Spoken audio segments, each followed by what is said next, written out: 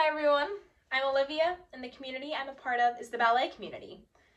Ever since I stepped into my first ballet class at 5 years old, I've been a part of this community. In a community that's this large, there are many different customs that take place, ranging from something specific to known around the world. The custom that I have chosen is performing the Nutcracker, which is a staple tradition for us dancers.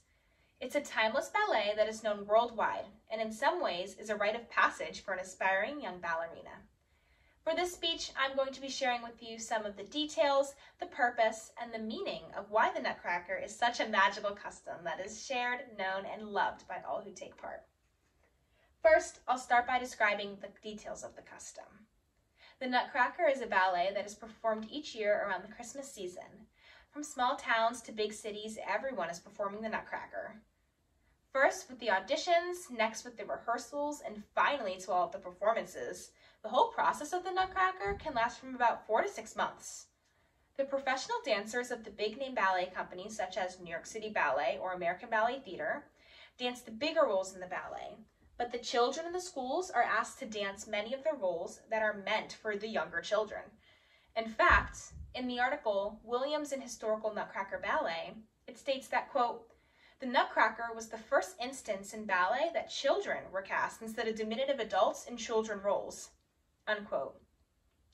Naturally, there are many different roles in the ballet itself, like the Sugar Plum Fairy or Clara, but those are not the only roles that are needed to make this ballet a success. Despite this being a ballet, many of the other roles do not require dancing at all. These people include the stage manager, the costume designer, the conductor of the orchestra, the artistic director, and the props department. Each of these groups play a giant role in the creation of this ballet. Those are just some of the details of how this magical custom comes to be.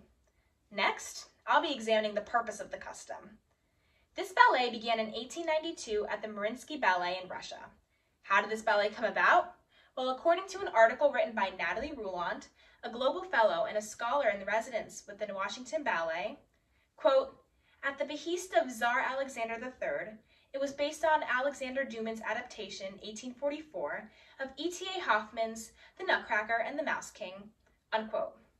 People continue to perform it because it's such a captivating story, and it allows people to escape reality for a couple hours. There are so many positive aspects about this ballet, but like the stunning score or the snow scene where the real snow falls on stage. But there are also some negative aspects that are being realized with time. For example, the depiction of the different cultures and their dances in Act 2.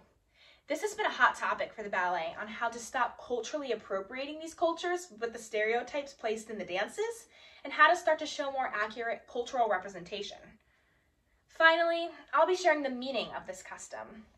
As I mentioned before, the Nutcracker is just one of the traditions in the ballet world that the ballet community still clings on to because of its whimsical charm. This is simply just an iconic holiday classic that brings not only us dancers joy, but the thousands of people who come to see it joy as well. It's something comfortable and familiar for us dancers, which makes performing it so exciting. Personally, when someone brings up Christmas, the Nutcracker is the first thing I think of, and I can't imagine a holiday season without it, and frankly, I don't want to. That's just the magic of the Nutcracker. Thank you for your time, and have a great rest of your day.